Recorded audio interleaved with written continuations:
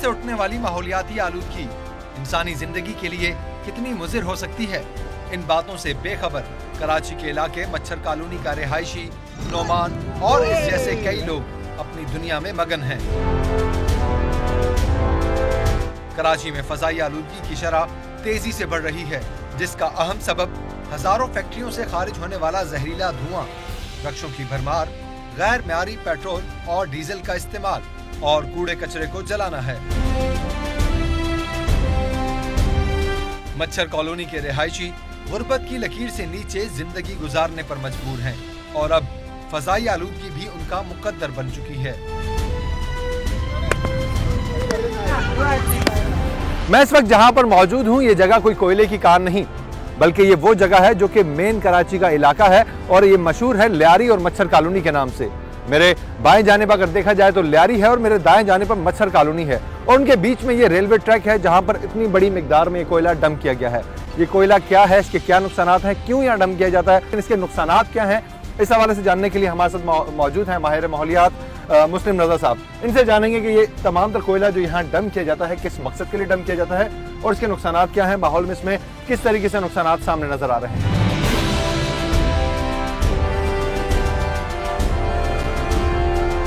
आप हमें यह बताइएगा कि आपने मुख्तलिफ चीज़ों का जो है विजिट भी किया होगा इस तरह की जो इन्वायरमेंट को ख़राब करती हैं। ये कोयला आप देखें इतनी बड़ी मिकदार में मेन रोड पर सामने लियारी का एरिया है, यहाँ मच्छर कॉलोनी आबादी है, रिहायशी इलाका है, किस तरीके से यहाँ पर डंप किया जा रहा है और फिर इसके नुकसानात क्या क्या हैं?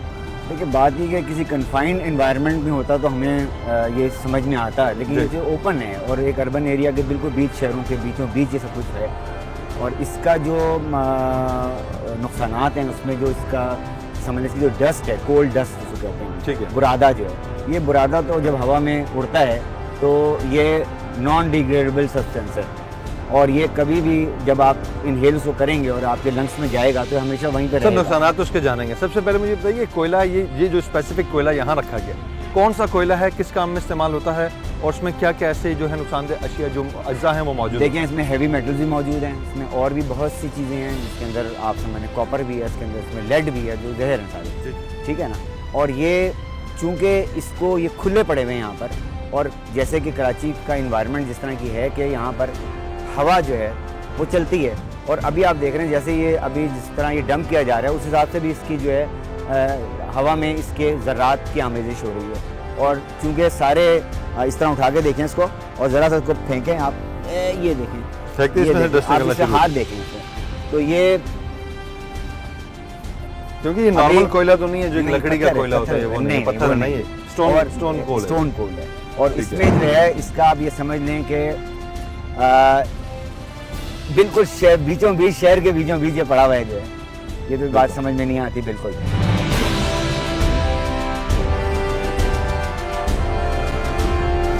यहाँ आबादी इर्द गिर्द मौजूद है, इस तरफ जाएं तो लियारी की आबादी है, बहुत बड़ी आबादी है, ठीक है, और इस तरफ मच्छर कॉलोनी की एक बहुत बड़ी आबादी है, ठीक है। यहाँ पे गरीब लोग रहते हैं, ज़्यादातर वो तबका रहता है जो कि समझ लेंगे मजदूर तबका है, वो यहाँ रहता है, लेकिन क्या उनके कोई हुकूक नहीं, उनके क्या नुकसानात हैं, वो इससे वो लोग कितना इफेक्ट हो रहे हैं? वो इतना इफेक्ट हो रहे हैं कि जैसे आप समझ लें कि वो बेचारे सबसे पहले कि वो गुर्बत के मारे हैं वो, तो वो इनकी इसकी जो तबाहकारी को वैसे भी समझने से कासिर हैं बिल्कुल, और जहाँ पर बेचारों पे और इतनी मुसीबतें हैं, गुर्बत है और बहुत कुछ है, तो वहाँ पर पड़ा हुआ अवेयरनेस भी नहीं है, इसलिए उनको इल्म नहीं है कि इसका नुकसानात क्या हो सकते हैं और जो हो रहे हैं। ठीक है सर, जैसे कि आपने इसमें बताया कि इसमें कॉपर भी मौजूद है, शीशा मौजूद है और मुख्तलिफ जो है इसमें मेटल्स मौजूद हैं, कौन कौन से मेटल्स हैं और वो क्या क्या नुकसानात पहुँचा सकते हैं? इसमें आर्सेनिक है, इसके अंदर आप समझ लें, इसके अंदर मरकरी है, इसके अंदर लेड है, ये सारे वो मेटल्स हैं, हैवी मेटल्स भी हैं। वो देखिए जैसे कि वो डस्ट, अब आप ये देखें ना, ये डस्ट थोड़ी देर में आपको बिल्कुल एयर में डिजोल्व हो जाएगी और आपको पता नहीं होगा, लेकिन इतने बारीक पार्टिकल से बुरादा है ये एक तरीके ज़र्रात हैं ये, और ये ज़र्रात जो है डायरेक्ट जो आप इनहेल करते हैं तो लंग्स में चले जाते हैं, फिर उसके बाद इसकी जो फाइब्रोसिस एक मर्ज़ है जो क्रिएट होता है, उसके बाद एज़मा है जिसको आप दमा कहते हैं, वो भी क्रिएट हो सकता है,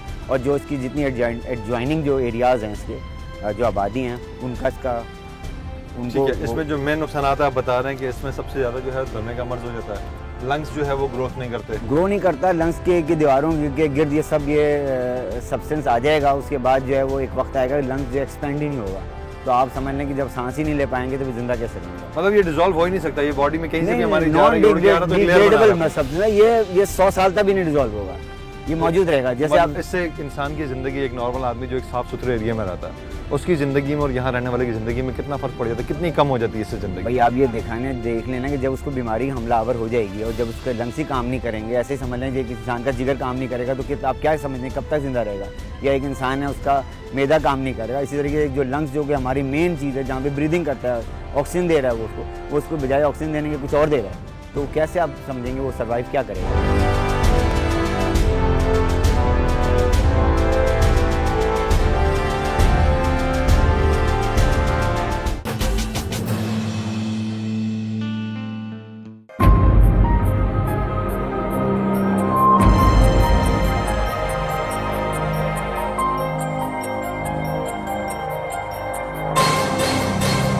यहाँ के कुछ रहायशी हमारे साथ मौजूद हैं जिनमें नौमान और जाकिर हैं हमारे साथ। ये वो एरियाज़ हैं जो कि इस जो कोयले के जो डंप किया गया इसके बिल्कुल सामने के एरियाज़ हैं मच्छर कॉलोनी का। नौमान से बात करते हैं और साथ ही जाकिर भी मौजूद है। जाकिर पहले आप बताइएगा ये जो कोयला सामने डंप किया जाता है इससे कितने नुकसान होते हैं? बहुत नुकसान होते हैं। ये होते हैं कि जैसे गाड़ी आते हैं, धुआं उड़ता है, हम लोग आंखों में लगते हैं, हमारे बच्चे लोग स्कूल में जा भी नहीं सकते, जिस्म पे लगता है तो खारिश होता है। अच्छा। जख्म होता है, कई बंदे बीमार भी हो गया, तो हमारा पड़ोसी भी बीमार हो गया इन चीज़ों की वजह से। इस कारण की वजह से ना हमारा कोई सुनने वाले भी नहीं है, जो हम लोग को बोलते थे बारे में कोई हम लोग का कोई करते ही नहीं। कब से देख रहे हो आप यहाँ पर? ये शुरू से ऐसे ही हो रहा है, जब से कम 15 साल से ऊपर ही है। ये 3-4 साल हो गया, देख रहे मिट्टी उड़ गया था मुंह में, कपड़ा खराब हो जाता है, जाते बाजार में कपड़ा खराब होता है, बहुत परेशान है। घर के अंदर आता है ये? जी जी जी। कपड़ा अगर धोते हैं तो वो भी रखते हैं। मेरा बहन घर में बीमार है, हम लोग बहुत परेशान। इसी वजह से? जी जी।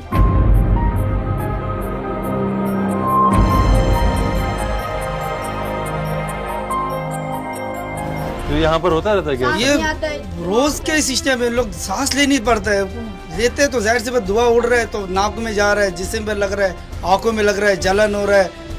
तो ये अभी तो ये डम किया हुआ रखा हुआ है, जब ये आता है यहाँ पर उस वक्त जब डम किया जाता है उस वक्त ठीक ठाक इसमें से धुआं निकलता है, मट्टी अच्छा निकलता है, काला काला हो जाता है, हमने सामने बंदे को भी नजर नहीं आते कि कौन जा रहा कौन नहीं आ रहा। इतना मिट्टी चल रही है इनमें, इतनी गंदगी इनमें।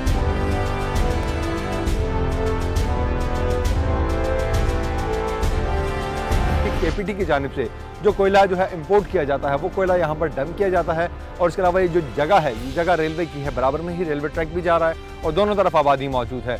बीच में अगर आप सड़क से गुजरेंगे, जैसे आप टावर की साइड से आते हैं और जाते हैं हबीब बैंक चौरंगी की जानिब, तो बीच में ये माड़ीपुर रोड जब इख्तियार करते हैं आप तो आपके उल्टे हाथ पर या आपको बहुत बड़ी लाइन से एक कोयले की जो है डंप किया वो कोयला यहाँ पर नजर आएगा। मुस्लिम साहब हमारे साथ मौजूद हैं, इनसे हम बार बार मुख्तलिफ जो है बातें इस हवाले से जान रहे हैं। सर ये बताइएगा कोयला यहाँ पर ये डंप तो कर दिया गया है, ये क्या बनता है, लॉ क्या कहता है, क्या इस तरीके से किसी भी मुल्क में, किसी भी जगह में, किसी भी शहर में इस तरह कोयला इतनी बड़ी मिकदार में डंप किया जा सकता है? पता नहीं, क्योंकि किसी भी मुल्क में जो आइन बनता है उसमें तमाम चीज़ें डिफ़ाइन होती हैं और ये चूँकि एक सेफ्टी का मैटर है और प्योर सेफ्टी का मैटर है, ये बिल्कुल ऐसा नहीं है। आपको इसकी सारी सेफ्टी मेजर्स लेने हैं, तमाम एहतियाती तदाबीर करनी है और अगर वो नहीं हो रही तो वो चीज़ें हमारे लिए फ़िक्रिया है। यानी किसी मुल्क में ऐसा कोई कानून मौजूद बिल्कुल नहीं, बिल्कुल। देखिए जहाँ पर भी आप इंसानी जान का ज़िया का अंदेशा हो वहाँ पे कभी भी इस तरह का कोई भी कानून नहीं हो सकता जो कि इसके अगेंस्ट जाए। अच्छा सर, ये तो इस एरिया की हमने बात की थी कि इस एरिया के लोगों को कितना अफेक्ट होता है, ठीक है। इस एरिया के लोग जो हैं वो लंग्स की बीमारी में मुब्तला हो जाते हैं, दमा भी हो जाता है और ये चीज़ें भी सामने आई कि इससे कैंसर का भी बाइस बना। बिल्कुल, देखिए जब यही बीमारियाँ जब प्रोलॉन्ग करेंगी तो फिर बाद में वो कन्वर्ट हो जाती हैं कैंसर में। और जो आबादी है यहाँ की वो तो गरीब लोग हैं, बेचारे अफोर्ड भी नहीं कर सकते अपना इलाज करवाना या इस तरह करना है, कोई हॉस्पिटल भी नहीं है ऐसा।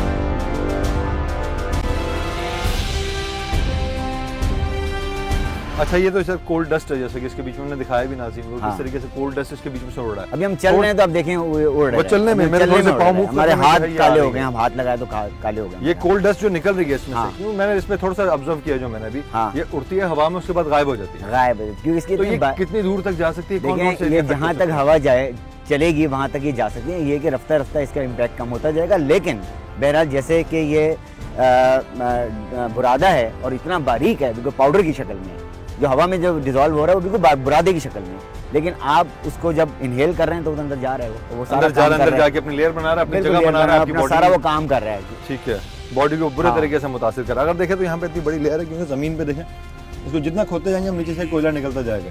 ये देखें ना यूं, ये ये निकला हवा में और उड़ता हुआ जा डिसॉल्व रहा हो है। गया आगे, पता नहीं चला।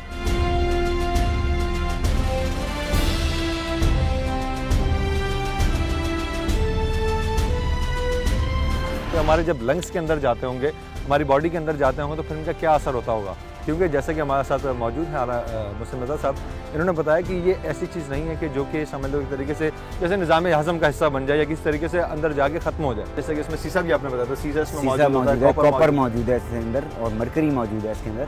तो ये सारी चीज़ें जो हैं ये तो वैसे भी है, आर्सेनिक मौजूद है इसके अंदर। फ़िज़ा में जो आलूदगी जो फैल रही है, इसको क्या कह सकते हैं कि एक इनविजिबल पॉइजन है। इनविजिबल पॉइजन है और फिज़ा में जो है ये हमें मुतासर कर रहा है और आलूदा कर रहा है। मतलब आप ये समझ लें, जहाँ पर और बहुत सी चीज़ें आलूदा कर रही हैं, ये तो आपका ये समझ लें खुली आलूदगी नज़र आ रही है।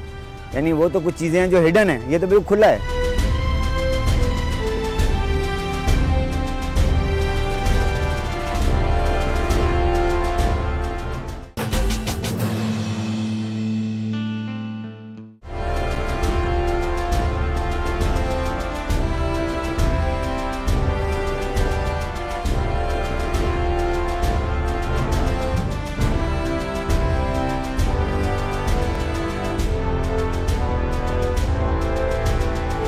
सबसे पहले बताइएगा सर, एक बहुत बड़ा मसला है कोल पोल्यूशन का, ठीक है? ये कोयला जो डंप किया जाता है या कोयला कहीं पर भी मौजूद होता है, तो उसके कुछ साइड इफेक्ट्स के बारे में बताइए, किस तरीके के उसके नुकसान हैं? जी, बिस्मिल्लाहिर्रहमानिर्रहीम। अव्वल तो पहले यही जिसमें आपने कहा कोल पोल्यूशन, ज़ाहिर है कोल है, काला है, सफ़ेद नहीं है। अगर सफ़ेद होता तो पोल्यूशन ना होती।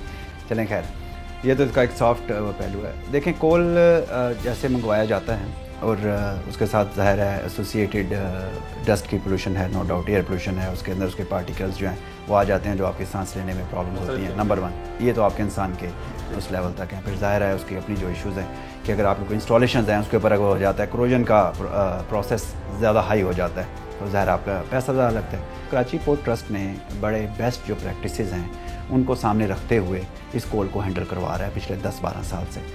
इसके अंदर जो मैं ये बताऊंगा कि 3 हमारे मेजर स्टेप्स हैं इसके अंदर। नंबर 1 कि कोल जैसे आके जहाज़ लगता है पोर्ट के ऊपर, उसके बाद जब ट्रांसफ़र होता है बर्थ के ऊपर, वहाँ क्या क्या एनवायरमेंटल हमने मैनेज करना है उसको। नंबर 2 फिर वहाँ से ट्रांसफ़र होगा एट दी कोल यार्ड जहाँ स्टोर किया जाएगा, वहाँ हमने क्या करना है, और प्लस वहाँ से जब अप कंट्री जाएगा तो वहाँ हमने क्या करना है। ये 3 स्टेप्स हैं एक्चुअली में। जब इन तीनों स्टेप्स को हमने आइडेंटिफाई कर लिया, उसके अंदर फिर हमने कहा जी इसके अंदर ये चीज़ें आ रही हैं। फॉर एग्जांपल के जो कोल क्योंकि लूज़ कार्गो है, ये आएगा, ये इसका जो हैच है ये बिल्कुल ऊपर से ओपन नहीं होगा, ये बिल्कुल नीचे आके ओपन होगा नियर टू दी बर्थ, ताकि वो ना हो स्प्रेड ना हो, उसकी डस्ट स्प्रेड ना हो, जो आसपास के जो लोग हैं उनको वो ना। नंबर 1। नंबर 2 हम ये इंश्योर करवाते हैं, जो मैनेजमेंट प्लान का हिस्सा है, कि जी उसके ऊपर मुसलसल स्प्रे होती रहे जब उसको वहाँ होना है, और उसके बाद ये स्प्रे के साथ ही गीला कोयला ही जो है, यानी कि उसके अंदर इतनी मॉइस्चर हो कि मॉइस्चर कंटेंट ज़्यादा हो और वो ट्रांसपोर्ट हो जाए easily from the covered trucks. ये हमारा तरपालियंस ऊपर होते हैं कवर्ड ट्रक्स, और उस पर चला जाए। उस पर फिर जो नहीं कंप्लायंस करते थे उस पर कुछ पेनल्टीज़ वगैरह लगती हैं।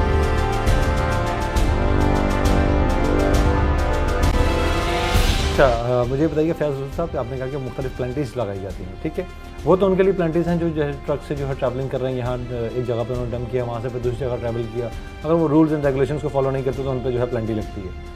अगर केपीटी के पास जो पहुँच रहा है डायरेक्ट कोल उनके पास, कोयला उनके पास पहुँचा और वो डायरेक्ट जो है कहीं पर डंप कर दिया जाता है ऐसे एरिया में जहाँ पर रिहायशी आबादी है, ठीक है, उसमें प्लांटिंग किस पे आती है? जैसे कि आप ये देख रहे हैं माड़ीपुर रोड है, इसके बिल्कुल बराबर में ही ट्रैक, रेलवे ट्रैक के साथ बिल्कुल बड़ी मिकदार में डंप हुआ। जी।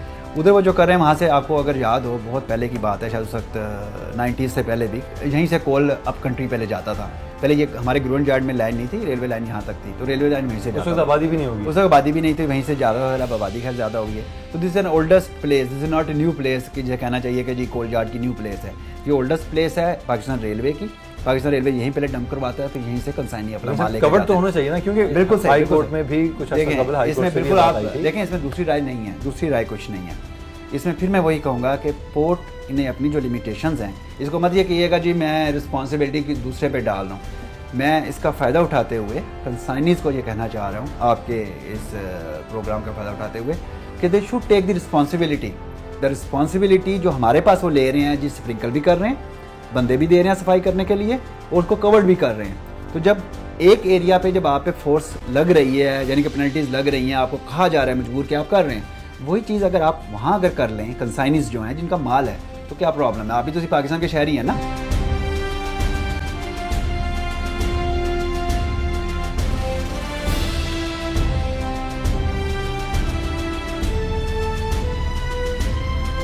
नाज़रीन, आप देख रहे हैं कि मुख्तलिफ ममालिक जो हैं वो इंटरनेशनल लेवल पर अगर देखा जाए तो मुख्तलिफ ममालिक जो हैं इस चीज़ पर गौर कर रहे हैं कि माहौलियाती आलूगी को कैसा ख़त्म किया जाए, और इसी को ख़त्म करने के लिए हमारे मुल्क के वज़ीर आज़म को भी मदऊ किया गया था। वो भी गए थे, माहौलियाती आलूगी पे बात हुई थी और बहुत से ममालिक के बड़े बड़े ममालिक के लोग वहाँ पर मौजूद थे, सरबराहान मौजूद थे, उस पर गौर किया जा रहा था। मुस्लिम साहब, आप क्या समझते हैं कि हमारे मुल्क में सामने ही एक जगह मौजूद है और बैरून ममालिक जाके बड़ी बड़ी कॉन्फ्रेंसेस की जा रही हैं, भाई कैसा अमल है ये? मेरा ख्याल है पहले तो अपने मुल्क पे तवज्जो देनी चाहिए, क्योंकि जो भी इस्लाह होती है, माशरा जो है वो अपने घर से शुरू होता है। बिल्कुल अपने घर से शुरू होता है। इंटरनेशनली लेवल पे जो है वो तो माहौलियाती आलूगी को ख़त्म करने के लिए कोशिश की जा रही है, लेकिन जो लोकली लेवल पे देखा जाए तो हर गली हर मोहल्ले में, ये तो सिर्फ एक इलाका है मच्छर कॉलोनी, रेलवे ट्रैक पे मैं खड़ा हूँ, रेलवे की जगह है, ये एक जगह है। इसके अलावा अगर दीगर बात की जाए तो इसी मच्छर कॉलोनी में गंदगी के ढेर हैं, सामने लियारी में चला है भरा पड़ा है पूरा कराची, कहीं गंदे नाले बह रहे हैं, कहीं पानी नहीं है, कहीं कचरे के ढेर हैं, कहीं इस तरीके से शहरी इलाकों में जो है इंडस्ट्रीज़ कायम कर दी गई हैं, कहीं इंडस्ट्रियल एरियाज़ में जो है वो शहरी जो है वो आबाद हो गए, जाके वहाँ पे लोगों ने रहना शुरू कर दिया है। तो ये तमाम तर चीज़ें क्या इन्वायरमेंट में नहीं आती? मुख्तलिफ कंपनियों से, फैक्ट्रियों से जो है वो जो फजला निकलता है, धुआं उठता है, ये किसी में नहीं आता। भैंस कॉलोनी चले जाएँ तो वहाँ पर फजला किस तरीके से वहाँ से बहता हुआ समंदर में शामिल हो रहा है, ये सब इन चीज़ों का जिम्मेदार कौन है? ये इन्वायरमेंट में नहीं आती, ये दुरुस्त करना ज़रूरी नहीं है।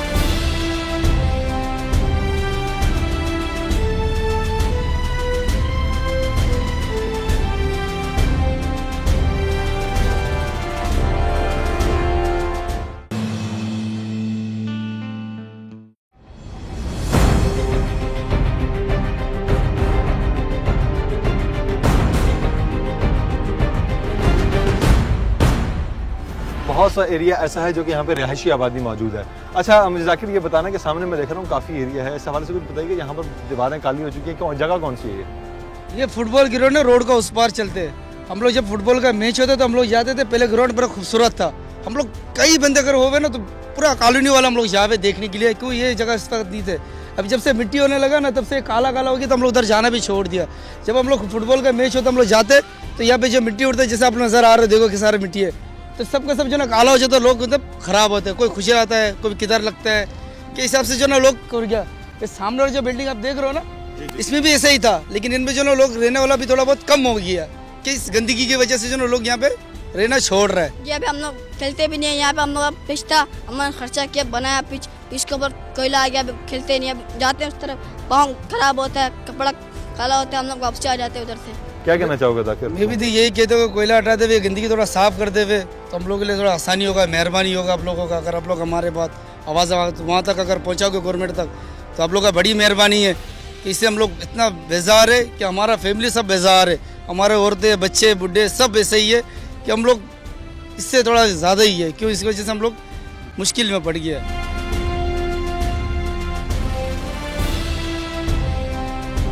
पहले जो शुरू में हीप्स ज़्यादा इंक्रीज़ हुई तो पता चला कि जी आगे ट्रांसपोर्ट की प्रॉब्लम आ रही है, तो व्हाट वी डिड कि we work with the Pakistan railway, और पाकिस्तान रेलवे और केपीटी ने मिलके इसको ग्राउंड यार्ड तक जो हमारा एरिया वहाँ तक बाकायदा लाइन बिछाई और उसको ट्रॉलीज़ बाकायदा ट्रक्स वो वैगन्स अपने रेल की हमें प्रोवाइड की गई ताकि वहाँ से ट्रांसपोर्ट हो to the up country with safe, जिस तरह दुनिया भर में होता है, और प्लस दूसरा ट्रांसपोर्ट भी। जब ट्रांसपोर्ट होता है उसमें फिर जो कंपनीज़ हैं उनको मजबूर किया गया कि प्योरली कवर्ड हो उनका पूरा वो जो है क्या कहते हैं ट्रक, जो भी ट्रक है वो कवर्ड हो पूरा, और वो उस रास्ते में स्प्रे करना है। अगर स्प्रे कर रहे हैं तो रास्ते में उसको वो साफ़ करते जाएंगे। उसके बाद हम श्योर करते हैं कि जी सड़क की सफाई हो, उस पर स्प्रे हो, उस पर हर 2-2 मीटर के बाद 6-6 बंदे उनके लगे हों, एक वो सफाई करते जाएँ, वो चुनते जाएँ, और सारा जो कोयला नीचे सड़क पे पड़ा है वो पाउडर की शक्ल में ना हो जिसमें आपकी व्हीकल मूवमेंट हो रही है, ताकि वो स्प्रेड ना हो, ताकि वो इसमें थोड़ा सा हमें सिर्फ ये देखने की ज़रूरत है कि जब आपकी आबादी को no doubt cold is a problem, cold dust is a problem, मगर ये देखने की ज़रूरत है कि जब आपकी ये चलती हैं व्हीकल्स चलती हैं, आपके जो टायर्स हैं उस पर वेयर एंड टेयर्स होते हैं। तो कुछ मैंने स्टडीज़ ऐसी भी पढ़ी हैं कि जिसमें ये देखा गया कि जो पार्टिकुलेट मैटर्स हैं वो कोल के इतने ज़्यादा नहीं थे, वो जो टायर्स हैं उनके पार्टिकुलेट मैटर्स ज़्यादा आ रहे थे, दूसरे डस्ट के पार्टिकल ज़्यादा थे। अभी जो मैं कहना चाह रहा हूँ आपकी कहानी के तवज्जुह से, उसमें बिल्कुल ये है कि जो मैनेजमेंट प्लान डेवलप किया है केपीटी ने, that is one of the best example. इसको सिटी गवर्नमेंट ऑन करे, इसको ले हमसे आके हमसे पढ़े।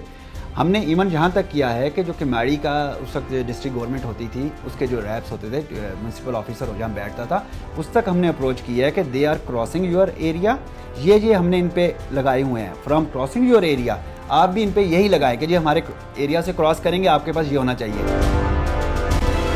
अच्छा फयाज साहब, एक चीज़ मैं आपसे जानना चाहूँगा, हमारे मुल्क के वज़ीर आज़म नवाज शरीफ साहब, ठीक है, मुख्तलिफ ममालिक के दौरे पर रहे हैं, वहाँ पर जो है पोल्यूशन कंट्रोल के हवाले से जो है काफ़ी डिस्कशन चलती रही है, बड़े बड़े ममालिक के जो सरबराहान हैं वहाँ पर मौजूद रहे। तो आप नहीं समझते कि पहले अपने मुल्क में निचले लेवल पे अपने जो इदारे हैं उनको मजबूत करने की ज़रूरत है, फिर इंटरनेशनल लेवल पे बात की जाए। ठीक है, बात करना अच्छी बात है, हमारे मुल्क में तरक्की के लिए अच्छा एक स्टेप है ये पोल्यूशन कंट्रोल के लिए, लेकिन हमारे मुल्क में ये देखा जा रहा है कि निचले लेवल पे कुछ भी नहीं है। जो कदीम ज़माने से चलता आ रहा है, जैसे कि आपने बताया था, कोयला डम किया तो वहीं डम रह गया और आज तक वैसे ही चलता आ रहा है। आबादियाँ भी बन गई, लोग भी मुतासर हो गए, कितने मर भी गए, सब कुछ हो गया।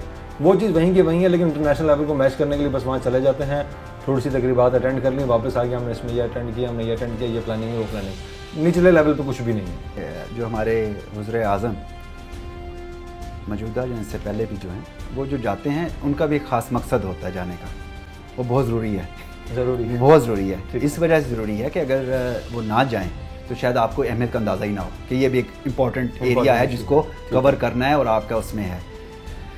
हमारे डिफरेंट कन्वेंशंस होते हैं, डिफरेंट वो इंटरनेशनल माहदे होते हैं जिसमें वो उन तकरीबात का भी बहुत इम्पोर्टेंस है, जिसमें वज़ीर ममलिकत को या वज़ीर आज़म को जाना बहुत ज़रूरी बनता है उनकी इम्पोर्टेंस के लिए। स्पेशली उन कन्वेंशंस को हमने फिर जब एग्रीड कर लेते हैं हम इंटरनेशनल लेवल पे, फिर हमने उनको रिस्पॉन्ड करना होता है। वो जो रिस्पॉन्ड करना होता है हमारे जैसे इदारे उन्हें करना होता है, वो जब वो रिस्पॉन्स है वो लोकल लेवल से ही जाता है कि जी हाँ हम ये कर रहे हैं। अगर हमें 2020 तक टारगेट दिया गया था कि जी आपने ये क्लीन वाटर करना है या इसने कर, तो फिर हम अपने अचीवमेंट्स बता रहे होते हैं। इट्स नॉट लाइक डैट कि अलादीन का चिराग है जी ये मैंने मारा और सब बिल्कुल सही हो गया साहब, इट्स नॉट लाइक डैट। जो एफर्ट्स हैं हमारी, जो एफर्ट्स ऐसा चलती हैं, उनको अगर आप देखें, अगर आप as a whole Pakistan nation को देखें तो as a whole Pakistan nation को उस लेवल पर लेकर आना डेवलप कंट्रीज़ का, तो ऐसा स्टेप बाय स्टेप हम कोशिश कर रहे हैं उधर तक लेकर आएँ, उनको एनवायरमेंटली उनको डेवलप करें उधर तक। तो वो जो आपकी बात है वो बड़ी इंपॉर्टेंट है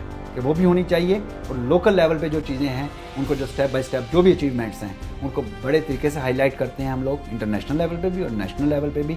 और जो नई चीज़ें हैं, फॉर एग्जांपल मैं आपको एक आखिर में एग्जांपल दे दूं कि पूरी दुनिया में एक नया कंसेप्ट आया था जब क्लाइमेट चेंज का, तो लोग उसको नहीं समझे ये सब ऐसे ही है जी, मगर क्लाइमेट चेंज का पाकिस्तान ने उसको रियलाइज़ किया। जो फ्लैश रेन्स हुई, एकदम फ्लैश फ्लड्स हमारे पास है, अनएक्सपेक्टेड रिजल्ट फ्लड्स आए, सब लोगों को वो हुआ ये क्या हो रहा है, देन वी रियलाइज कि no there something is happening.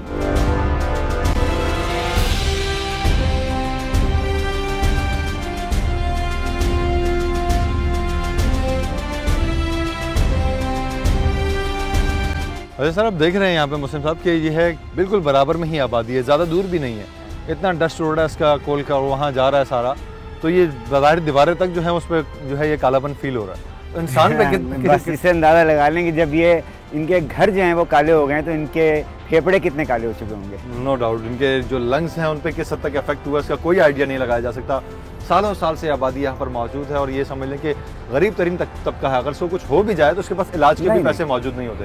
Hand to mouth चलता है, ये मजदूरी करता है, कमाता है, खाता है, सो जाता है, ना कमा पाए तो बगैर खाए भी सो जाता है। ये वो तबका है जो यहाँ पर रहता है, तो इसकी बाकी सहूलियात तो एक तरफ, लेकिन जो बची कुची हवा थी एक ताज़ी जो कुदरती तौर पर मिलती थी उसे भी गंदा कर दिया गया है।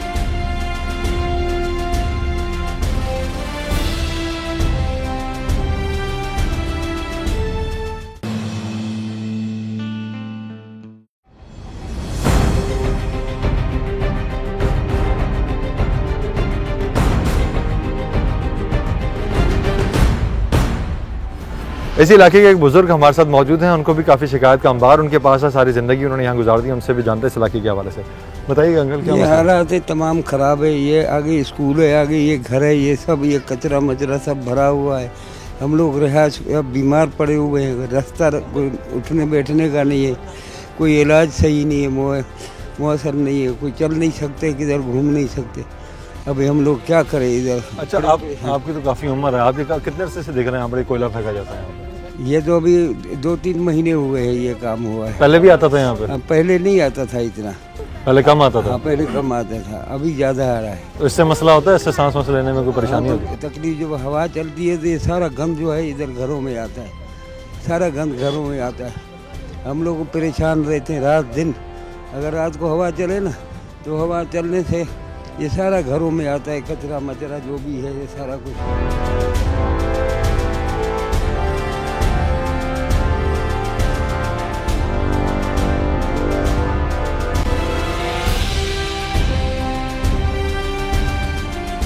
मेरा तो मैसेज आपके दोस्तों से यही है स्पेशली कि जो मंगवा रहे हैं इस चीज़ को, दे मस्ट रियलाइज़ कि उनके बच्चों ने भी यहीं रहना है, उनकी नस्लों ने भी यहीं रहना है। अर्थ एक ही है सिर्फ जिसको हम सब ने शेयर करना है। ये पाकिस्तान भी एक ही है जिसको हमने सब ने शेयर करना है। इसकी मोहब्बत में अगर आपको वाकई अपने शहर से, अपने इससे लगन मोहब्बत है, तो जो बेस्ट मैनेजमेंट प्रैक्टिस हैं please invest on that, please invest on that. कि इसमें सिर्फ अपना मुनाफा ना देखें, इसके अंदर करेंगे तो आप ज़्यादा मुनाफा कमाएंगे।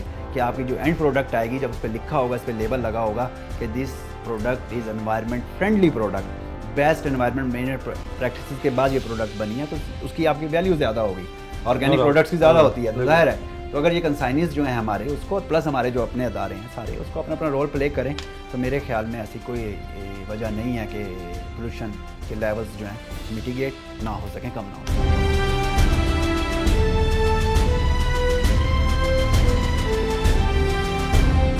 अच्छा मुस्लिम साहब, ये सारी चीज़ें तो आपने देखी हैं कि किस तरीके से यहाँ पे डम हो रहा है, इसका नुकसानात भी आपने बता दिए, माहौल कैसे आलूदा हो रहा है ये भी आपने बता दिया। अब ये बताइएगा इसका हल कैसे, किस तरीके से बचा जा सकता है, क्या तरीके का इख्तियार किया जा सकता है? इसका सारा जो आप समझ लें, इसके जो बॉटम लाइन इसकी ये है कि आपको खुद रोल मॉडल बनना है पहले। बिल्कुल। अगर आप किसी को ये बातें बताएंगे और पता लगा कि आप खुद इन तमाम बातों से आ रही हैं, आपका अपना जो लाए अमल है उसमें ऐसी कोई चीज़ मौजूद नहीं है, तो कोई आपकी बात को सुनेगा नहीं। या हमारे अरबाब इख्तियार हों या हमारे हुकूमत के क्या अरकान हों, जब तक ये खुद वो काम नहीं करेंगे, क्या बैरूनी दुनिया जो है उनकी बात को मान लेगी?